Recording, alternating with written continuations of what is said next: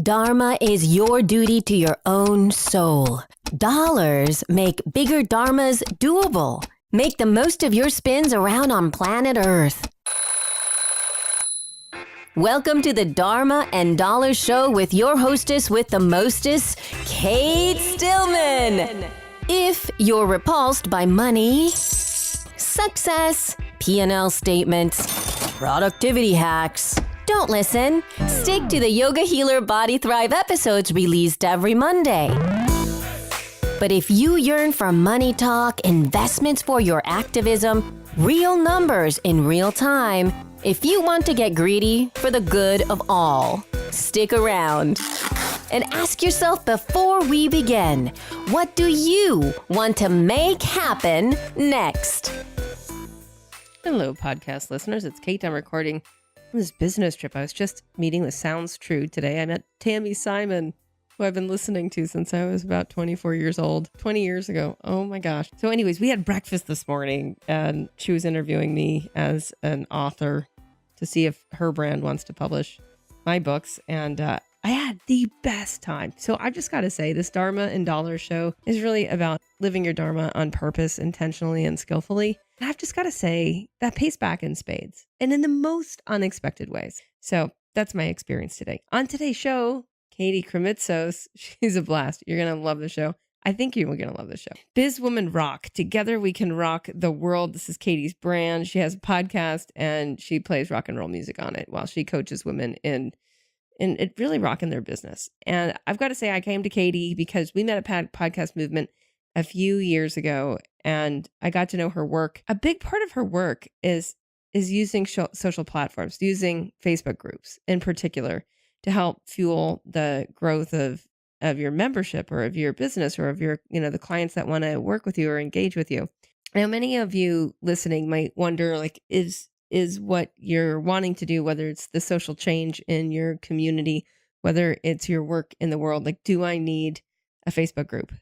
Do I need, something that is a way for people to connect? And if I do, like, how much of a time commitment is it to have one that actually does what you want it to do? And that is exactly what today's conversation is all about. Enjoy.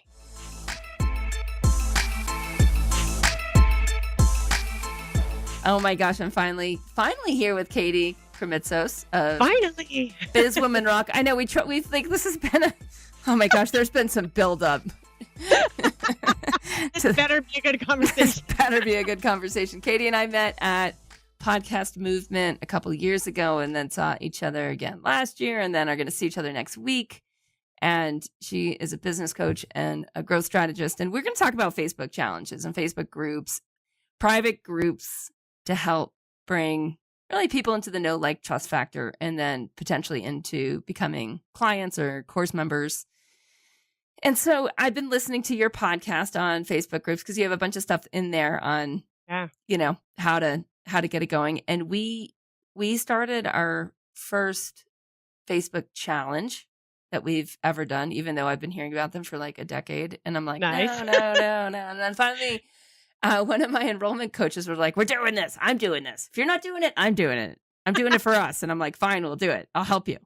And so we created this Changemaker challenge and it's in its beta phase. I think we have maybe we have like 300 people in there in the beta round. And beautiful. We created 5 little training videos that are like 10 minutes to walk them through the challenge, like what the challenge actually is. And so there's some good conversation going on there. There's definitely the challenge itself it's challenging because I'm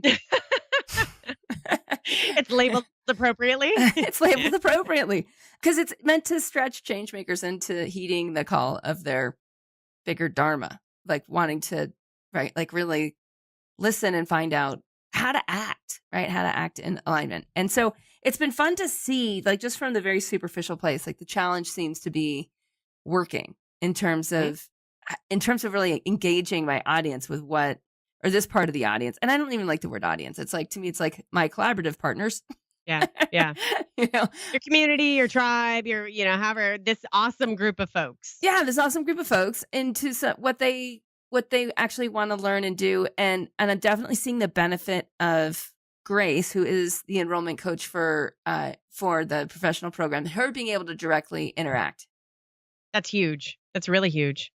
And it makes me wonder, like, wow, we really should have done this a long time ago, because our tribe is so, and imagine for most women's groups, it is this way, just very interaction oriented, very curious about whether other people are the same as them or different than them, like having similar issues or having, different challenges or whatnot. Right. So when did I always want to get from your perspective, because I can see that there's just a lot of different ways to do this. There's a lot of different, I can see how people can overextend, first of all, with having too many challenges or creating too many groups that like you just can't maintain over time. So why don't you describe what you've done? Because you obviously have a lot of experience in this topic and have helped a lot of other business owners or tribe leaders, empire builders, navigate some of the, what I imagine too is that there's a number of different models. Like there's a number of different things that work, that are personality based and totally. Yeah. So as, in regards to an actual challenge, God, there are so many ways to just do that. So to get basically the anatomy of a challenge, generally speaking, is really showcasing something to people, saying, hey, do you want to be a part of this? It gives them a giant benefit and stretches them on the other side of that. And then you give them the step-by-step on how to do that. And it works for a lot of different reasons. It works because it helps engage your core folks, right? Your core awesome folks, your core tribe members, and it gives them something of value. So that now they're like, wow, you're giving me this. That's awesome. And that was so helpful. And so it really deepens that I actually call it the no love and trust factor, because I think that's kind of the stage that we're in right now, right? Like your community members, they love you, and your job is to continue building that trust so they love you more and more. So challenges themselves, that's kind of a bare bones description of one, but challenges themselves can be super simple to incredibly complicated and intense. So something super simple that I have done is I did like a 7-day mindset challenge. I am a big believer. Yes, I teach and speak and educate and collaborate around business strategy and, tools and, processes and all that fun stuff. But really, I am very clear, and so much of my message in everything that I communicate is all about the fact that this business journey and the growth of our business only happens because we are on a very personal development journey. And what your business starts seeing results when your internal work is getting done. So I'm very clear that, if you want the results of a 6 or 7 figure business, you better start up in here in your head. And so I did a 7-day mindset challenge, and basically it was as simple as, hey, come do this. People opted in, and then I had an email series that went out to them that I had created once, and it was an email series, and it literally was just like, hey, here's the question of the day that you're now going to go journal on. And it's going to help you get in this mindset. It's going to stretch you. I call it the mindset Olympics, right? Because like you're in training to train this big brain that you got to help envision what it is you really want, and to see those areas of fear, to see, the possibilities, all that stuff. And so it was really just a 7-day challenge of, a specific question and some guidance every single day. And then, at the end of it, just huge congratulations. What did you find? Asking for feedback on that.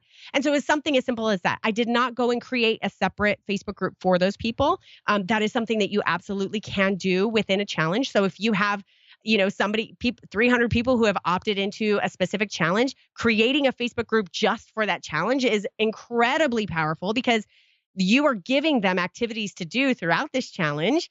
And so that Facebook group becomes that place where they can then share that and make sure that they're being held accountable for that stuff, and really getting into it. You can juice them up. So, it can be so much fun. A challenge also has a huge benefit, because if you do it intentionally and very intelligently, what you're doing throughout the challenge, throughout the value that you're delivering and inspiring your people to do and action to take, you're weaving in there ways that they can share about you and your brand and your message and what all great things that you are doing. So, I have seen some people do challenges where they, part of what they're supposed to do is something that directly relates to what that particular person is teaching. And then they're giving sort of a call to action back to, hey, do you want to join our group where we're continuing to talk about this or what have you. So there's you can intelligently filter in ways to bring it back to your brand as well in a really authentic way, obviously. So yeah, they've just been they're really fun. They're a great way to engage people. They can be in line with whatever it is you do. I tend to be very, for example, like, a 7-day mindset challenge. I've had I love 7-day type stuff. So I've had like a 7-day hustle challenge. So it was like, okay, within 7 days, if you want to do this, you're going to get in, you're going to tell me your one goal that you want to achieve in the next 7 days. And over the course of 7 days, here's what's going to happen. And I'm going to challenge you to go do these things in order for you to hit this goal. So, and that was a very hands-on thing. So that was less numbers, high touch. Right. So that was like, they actually got one-on-one time with me during that time. I was encouraging them to go out and do what I would call templated things, but also customizing it for them in a way that made a difference for them in their business. So, so there's so many ways that you can use challenges to enliven your base and to give them a feeling of how powerful you actually are and what you're here to do, so that they get a taste of that. And then they're like, they go sing it on the mountain as far as what you're doing, because you're helping them create results. Yeah. Yeah, totally. And for you then, with the Facebook group that you have grown, your private Facebook group, for your podcast listeners and for the people you coach, do you find that it's better for you to just do any sort of challenge or any sort of like little mini project within that group, as opposed to then creating another group? Yes. So I do, I experiment a lot in that group. That group is lovingly like my experimentation space. So I can try and I can see like, hey, I'm going to try this challenge. I'm going to try this challenge. And so I only create Facebook groups if there is a very specific purpose for that group, which is a very real thing. So like if I'm having a challenge and part of the challenge is not necessarily a need to communicate with one another, then there's no need for a separate Facebook group for that challenge. So I'll just have the challenge as a great, value add for that group and a great way to engage that group in and of itself. Right? Yeah. However, I have created, separate from challenges, the Facebook groups that I have created that are off from my main Facebook group are specifically tied to, like, if I have like a 6-week program that I'm doing, like an educational program, and I need them, and part of the value is them to connect with each other and to hold each other accountable and to, keep on talking during that time. Yeah, like the free versus paid. Like, so then any paid thing has its own group. Yeah, and that's what we have. Pretty much, yeah. And that was kind of that was really one of my questions, because we have, I am like, how many forums do we actually have? Oh my. Because then we have forums for like the coaches coaching the other members. And it goes on and on. And so with looking at more of like the free side, the freemium version, one of the things I'm already noticing from the Changemaker Challenge is that there's so much more interaction than we have with the email list. Yeah. Or with podcast listeners. Yes. Right. So I'm like, this is huge. But for yogahealer.com and yogahealthcoaching.com, it's like we have a lot of different avatars, and having one page is going to have a lot of different types of conversations on it. And so for part of me is like, oh, I kind of get that this is maybe not, even though it might be quite a lot, as long as there's one owner for each of these groups, it might actually work to segment out by the type of conversation. Like this one's for wellness pros. And we're going to talk about not just health stuff, but we're going to talk about the entrepreneurial side of it, or the networking side of it, or like a lot of stuff that anyone on their healing journey does not want to hear about. Right. Right. Yeah. I'm loving that you are kind of putting side by side like the email list and a Facebook group. And while they are very different things, the purpose of how they can act for you in your business is exactly right on. They're exactly in line. Meaning, can I treat this group and everyone that I'm interacting with in this group as if they are somebody on my email list? And if so, how am I interacting with them and segmenting them? And should I get out of thinking of, are there certain types, like if you do have a giant group, are there certain types of people in there, or maybe a couple different types of avatars that would benefit more if they were able to have conversations that were digging in deeper into this particular niche or topic? And can I go create something for them? And by the way, a huge advantage of that from a marketing perspective is continuing in the free model as we're talking. when you do create that group and it has the right word that would attract not only the people who are in kind of your general community, but now it starts attracting a ton of people who have no idea who Yoga Healer is, Right. but they're attracted to that particular title or brand or name of the group. Yeah. And so now it becomes yet another way for you to start attracting people into some of your bigger products or services, or just the general, your podcast or whatever it is you want to let them just know the about. experience. Yeah. Exactly. Yeah. And I think it's like there's no doing it wrong. There's just a lot of different ways of like figuring out what's gonna work. And I think for me, the apprehension in creating one of these groups was like, how are we gonna maintain it? I mean, right? Because it gets to be a lot. Because you've got your fan page, then I've got my personal page, which is kind of, I mean, and then you don't want to abandon these ships, Right. right? Okay.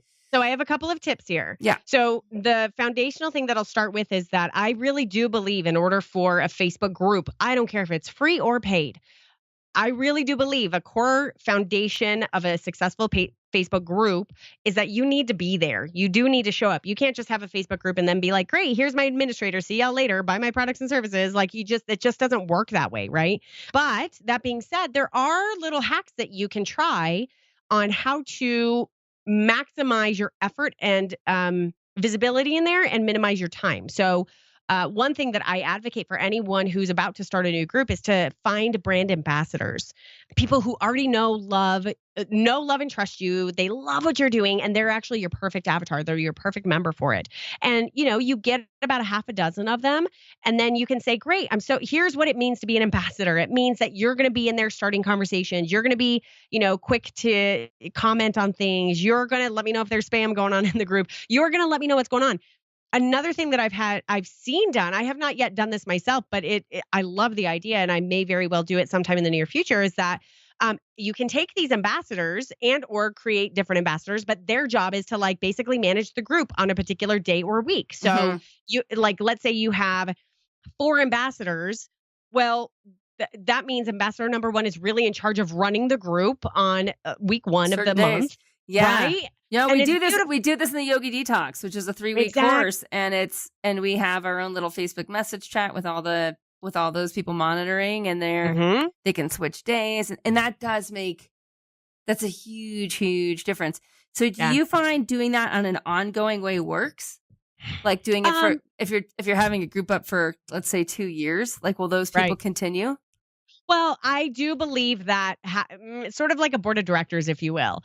Like, I actually do believe if you can set it up to where it's sort of like a privilege and an honor, and there's a time-stamped period for it. Yeah, I would think that's important. Yeah, because it's good to get fresh folks in there, right? And it's sort of, then somebody doesn't take it for granted, and then somebody doesn't get overburdened by it, and then they're not doing it, and then somebody doesn't get a power trip if they do it for 2 years. So I think it's actually really good to just set the parameters that like, hey, it's a we change people up every quarter. So it's a 3-month, appointment, privilege that you get to do. And so for basically if you do it a week at a time, you get 3 weeks, and that's when you get to be the manager, and that's awesome. And then I bring in new people, and basically you're just setting the word out there like, hey, who wants to be, next month starts, our new round of ambassadors. Who's interested in being an ambassador? Here's what that means. We'd love to have you. And then you get to decide who that is. Yeah.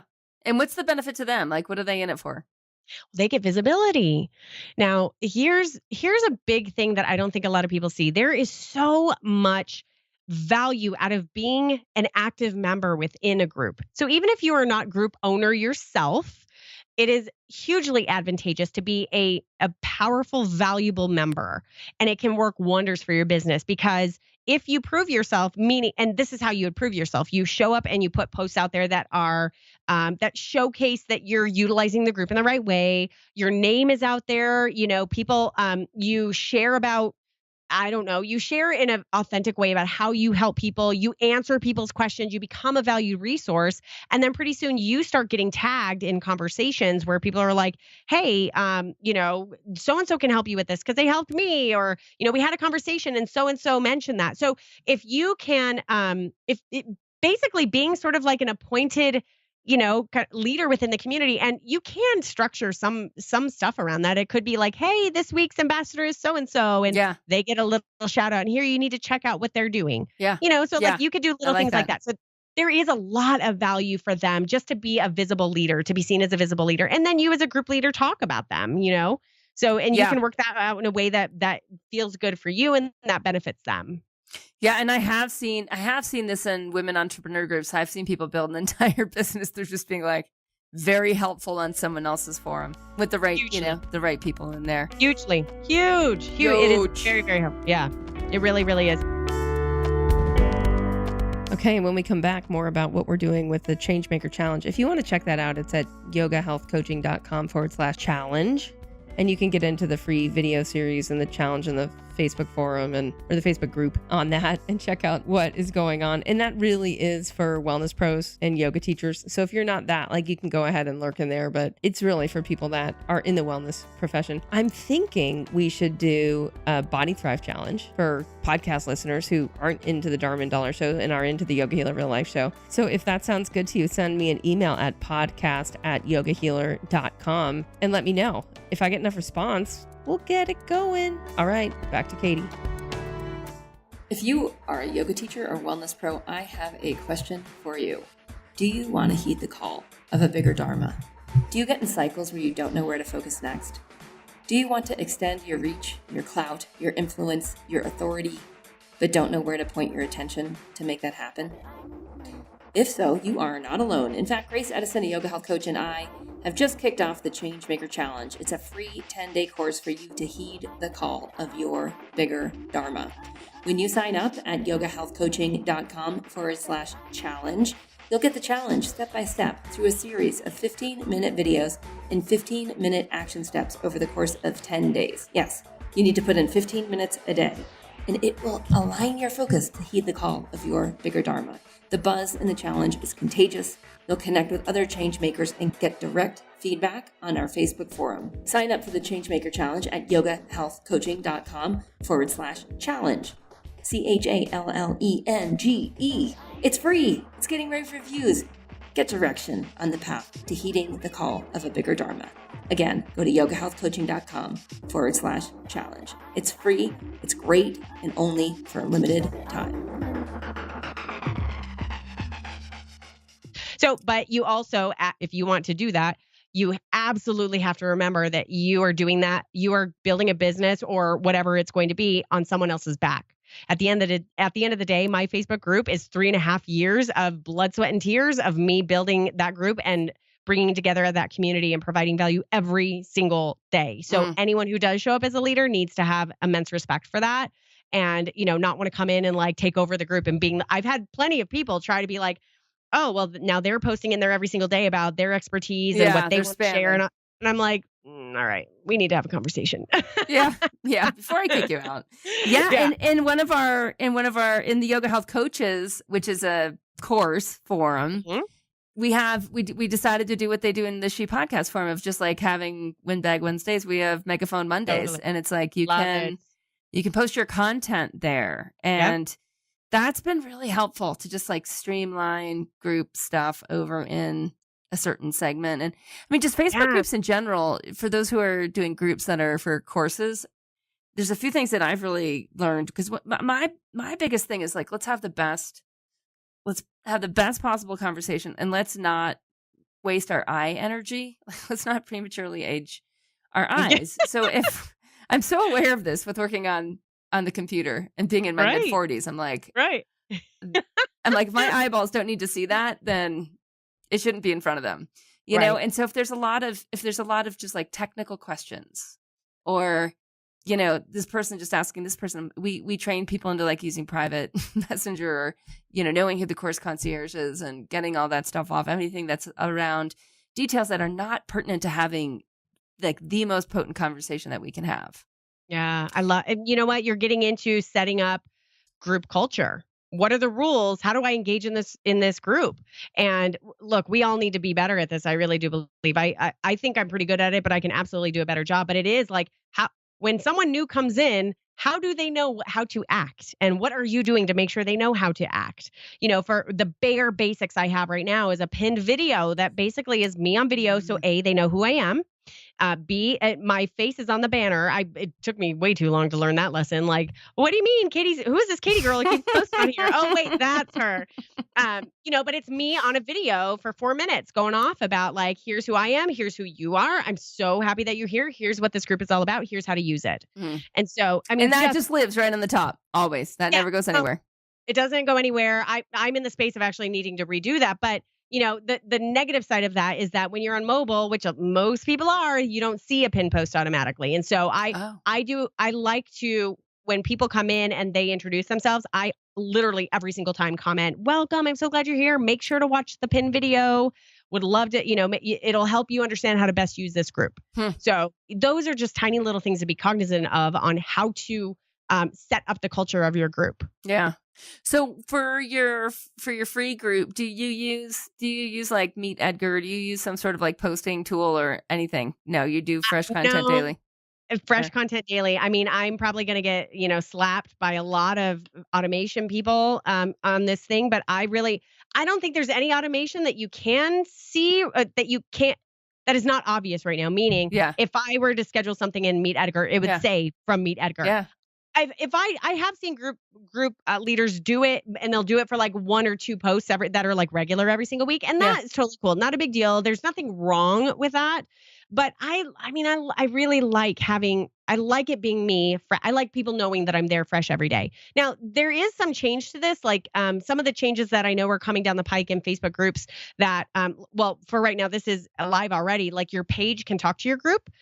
So my page, I have a social media manager. She manages my Facebook page. So if I couldn't do something, I could tell her without giving her my personal Facebook profile. I could say, hey, go post something in the group.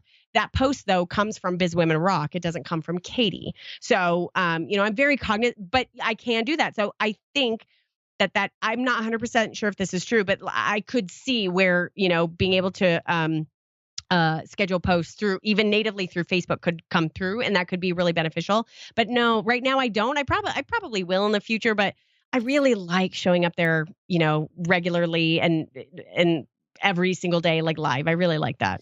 Yeah, I guess I'm seeing it as 2 different things. Right? One is showing up live, and then the other is potentially recycling really good content. So that say you had a really good post a year ago and you want people to see that every 4 months. How are you storing that? How are you systemizing that? Because there's some really good stuff. I say things that, even with my book, even with my Body Thrive book, I'm like, I haven't read it. But sometimes I open it and read a sentence just for coaching purposes or whatever. And I'm like, God damn, there's so much reusable content in here that could be put into memes and used in a freemium version of a Body Thrive group with tips of the day and this, that, and the other thing. And so that's kind of why I ask, because I do see it as separate things. Like one is scheduling and recycling high quality content, and another is what you're saying, which is like the presence of actually, hey, I'm with you, I've got your back, I'm chiming in, I'm answering your questions, or I'm just, cheering you on. Yeah. So the answer is that no, I don't do that well. The first one that you mentioned, I don't do that well right now, and it's crazy for people who produce a lot of content like you and I, because it's like, dude, I've got a weekly podcast. I am sending out 1 to 4 emails a week of content, or I'm writing these articles, or it's a little mind numbing on how much content that I have. That's awesome that I could totally recycle. So, but I would say on a quarterly basis, I do my best to look back at some of the content that I have created and, okay, how can I go a little deeper with this? Or there are new people that are active in my group now that weren't active 4 months ago. So how do I continue to put that stuff out there? So I can probably be a lot more sophisticated and scheduled and organized about that. I'm not nearly as much as I need to right now. Well, it's interesting too. Like one of the things that I think for one of my admins just in this conversation is because we have 2 different sides. Like one is enrollment coaches who like really understand the avatar, like they are the avatar, right? Right. But they're also working for Yoga Healer, and then the other is course concierges who aren't the avatar but are like our techie VA types. And we have these master links of like all the podcasts and because I've been podcasting since 2012. I've been blogging since, 2010, 2000. I don't even know. It's been a while. But there's like just a lot of, and some of my old stuff is way better because I had more time. I wasn't doing like at least 3 shows a Right? week and, Right. managing a team, blah, blah, blah. Right. And so just that, it's having someone that is going through and just pulling, hey, read this post, listen to this show that it's all keyworded for, to me is like, that's got to be built in at my stage of setting up new groups, because I can't be the one. I already have, of my course groups, I already have at least 8 forums. Right. And those are paid members, right? So my Yeah. free members, it's not going to be me. It's going to be an enrollment coach and a course concierge. Right. Right. Yeah. And I just think that that's a good practice too, just even if you're as a group leader and being an active member in other groups. And so if people are asking for resources and it's like, I can't tell you how many times I've done that where somebody's asking for something. I'm like, I go to my own website, look up the podcast episode that I know. Do you Google deals with yourself? that. Do you type in Pretty much. Biz Women Rock Facebook groups and see what? I mean, that's what I do more than anything. I'm like, I'm just going to use Google. Right. Or I'm just going to my website going, what I remember the title of that one, or like, here's the post that I put about that or something like that. And I'm deliberately going in there and doing that. But yeah, I mean, there is a way I know to, even if you're just categorizing that on your website, and at least all that content is on the website. And then you can just train your administrators or whoever to be like, hey, you keep an eye out for these questions. And if it's talking about these topics, I have information on those topics. Go find relative articles and post them and, call someone out on it. Just, hey, I saw you ask this question, or answer their specific question, reply to it. I mean, oh my gosh, sticky factor. You talk about sticky factor as the value that a group has. Amazing. Really amazing. Yeah. So talk a little bit about that in terms of over time, right? When you have people that are in your group, do you find that there's like, are the majority more or less, I would call them lurkers, like people that just like kind of hang out in the background, observe the conversation, maybe chime in now and then, but don't really, like, never respond to a call to action? Yeah. Okay. So here's where it gets a little iffy and a little vague. Now, if I were a real numbers analytical person, I would there are definitely tools out there, and at the time, I'm not remembering the exact tool that it's called, but there are tools out there that will teach you and that will show you analytics on your Facebook group. Facebook groups has analytics right now that will show you a little bit about activity and who's being the most active and all that stuff. So those are really good things to check out. Do you check those out? Do you check those out and reach out? Yeah. And do you then like PM them like, why don't we sit down and talk what's going on? Well, so what I'll do is it's not necessarily like a formal procedure, but what I'll do is on a regular basis, I'm really looking at like, A, like what posts are getting the most engagement, and B, like who is engaging. And so there are many times where I will make an added effort to like call those people out for something that they're doing. Like, hey, congrats to so-and-so. I call them shout outs, like, hey, shout out to so-and-so. And like, it kind of gives them props and makes them feel like, yeah, I'm kind of being rewarded for being active in this group. And then I do reach out one-on-one just saying, hey, I really appreciate you being so active in this group. And you've just been such a great valued resource to this community. Just thank you so much. And that thank you goes a long way. I'm not, there are times when that comes back at me, and it presents itself for an opportunity to either have a new client or somebody's interested in, whatever program it is that I'm doing, or they want to be a part of my paid membership, which is the Biz Women Rock Academy. But that's not the reason I'm doing it. If that turns around and presents itself to me, then I absolutely talk about it. But it really is just a thank you, like you're part of this community. And then, just making sure that they feel that, and then that fires them up even more to be even more engaged. And the way that I know that this is working is because when new members come in and do introduce themselves, you've got a whole, I'm not the only person welcoming them. They've got a whole string of people who are like, welcome. This is such a cool community. You're going to love it here. So, that's really good. And so it's then about, how do I differentiate this free group to the type of engagement and love and awesomeness that's happening in a paid group, right? Yep. So how am I constantly managing that? I want to give, absolutely. And I am definitely that person. But I also want to make sure that people who are paying for something of mine get something even more special, right? And that distinguished, that has to happen, So yeah, there's a lot of kind of moving parts to manage in it. Yeah. So how do you do it? What's your... That's a great question. Okay, I'll give you a few quick little examples. So I have a paid community called the Biz Women Rock Academy, and that's basically, it's a special group for women who are hard driving. They are like the change agents, if you want to call them, they're passion-driven businesswomen. They're not going to hear no for an answer. So they're on it. They're in it to win it. And they just want to be around other women who are there. So Yeah. they want to be able to say like, okay, you've got this, girl. Yeah. And That's great. That's such it's huge. And it's huge. And I provide specialized training for them, usually about once a week. There's some sort of training that I'm curating for them and bringing in for them. Once a month, we have a virtual networking, because in all of this content-driven stuff, like, when do we actually get a chance to like sit down and like look each other in the eye and talk, right? And so that is totally informal. We get on a big Zoom chat and we all just talk and have a conversation, and it's fun. And I encourage them to keep on having one-on-ones. So it's good glue. So anyway, so that's something special I don't do for my free community.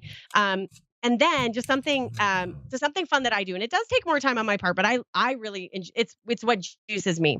So the specialness of the Academy, one of the special pieces of it is that it's a private forum. It's a secret group, by the way, which is different than a closed group, which is different from a public group. Those are the 3 types of groups, the privacy groups that you can have. So this is a secret group, which means no one can find it on Facebook. It's not advertised. It's, if you type Biz Women Rockin', you won't see it.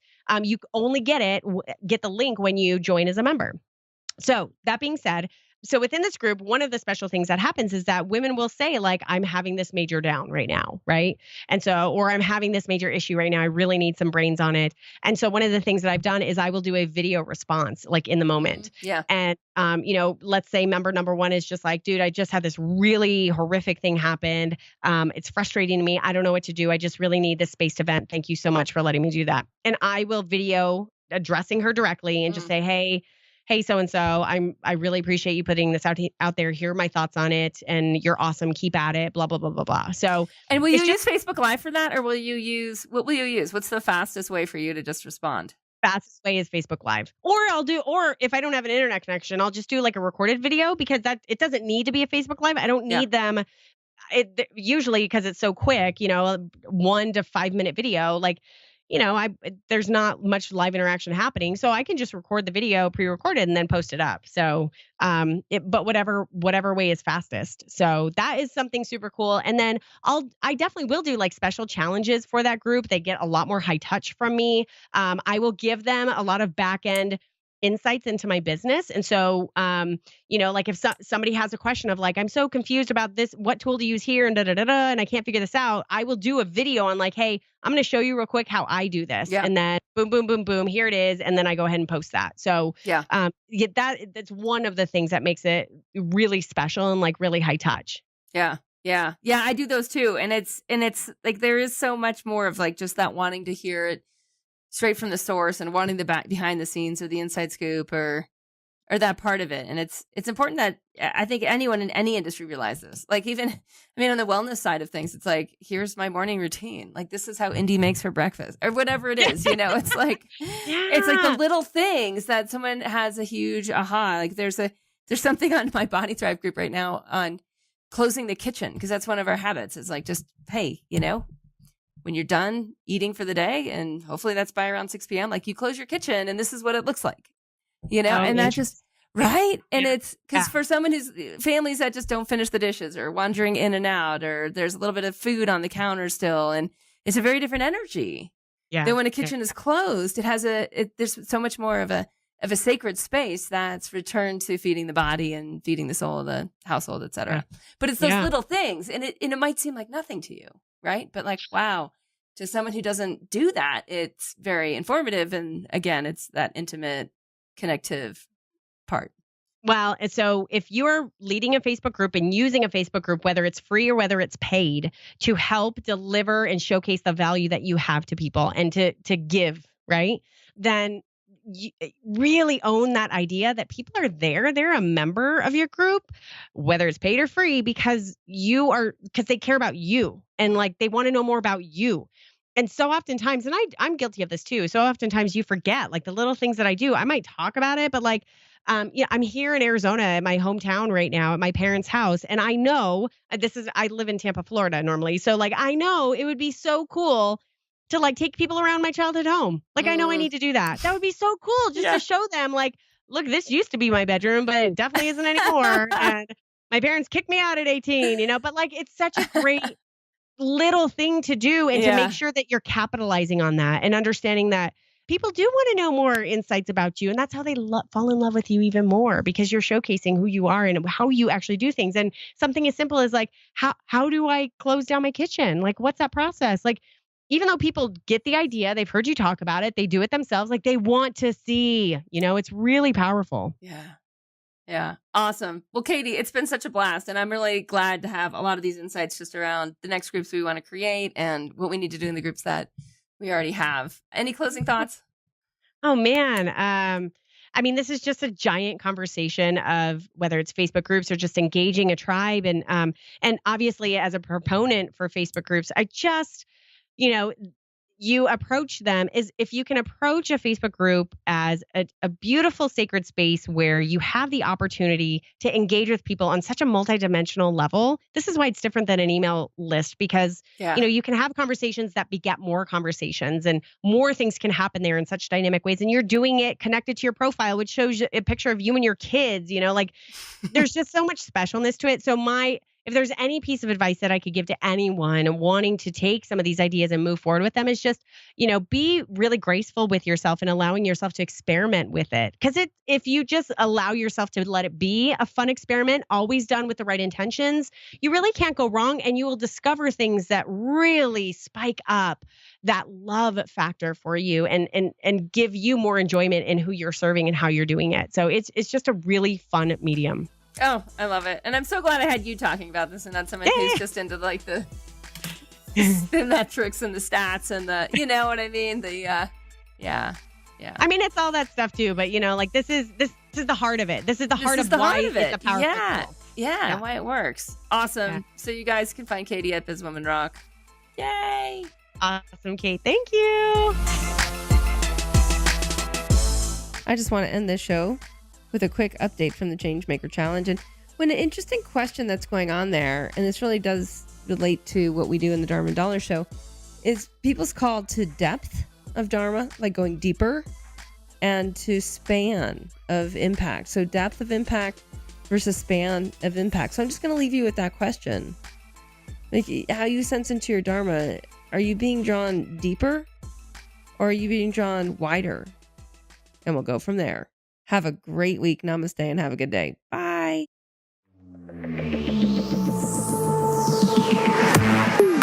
Yoga Healer Real Life Show with Kate Stillman. Yoga Healer.